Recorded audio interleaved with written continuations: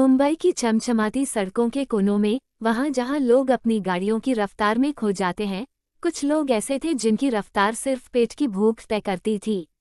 वो लोग जो फुटपाथ पर सोते थे, वहीं खाना बनाते थे और वहीं अपने छोटे छोटे बच्चों को जिंदगी जीना सिखाते थे। उनके लिए वो फुटपाथ अवैध अतिक्रमण नहीं था, वो उनका घर था। पर साल 1981 में बॉम्बे म्यूनिसिपल कॉर्पोरेशन ने एक बड़ा फैसला लिया। फुटपाथ और झुग्गियों को हटाया जाएगा, साफ सुथरी मुंबई के लिए। आदेश आया, बुलडोजर चले, हजारों लोगों की रातें उजड़ गईं। लेकिन उस भीड़ में एक आवाज उठी, ओल्गा टेलिस, एक पत्रकार और एक्टिविस्ट।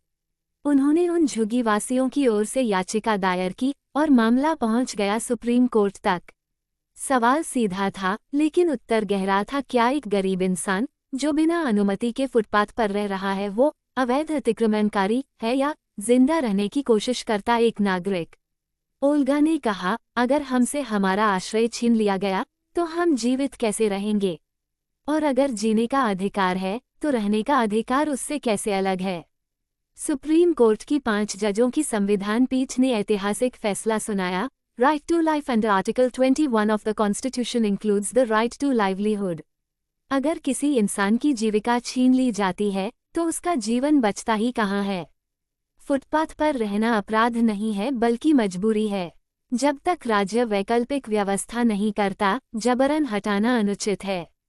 सुप्रीम कोर्ट ने माना कि ये लोग अनाधिकृत रूप से बसे थे, लेकिन उनका हटाया जाना बिना उन्हें सुने उनके अधिकारों का उल्लंघन था।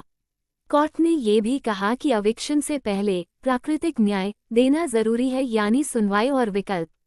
इस केस के बाद आर्टिकल 21 राइट टू लाइफ का विस्तार हुआ और अब इसमें राइट टू लाइवलीहुड भी जुड़ गया।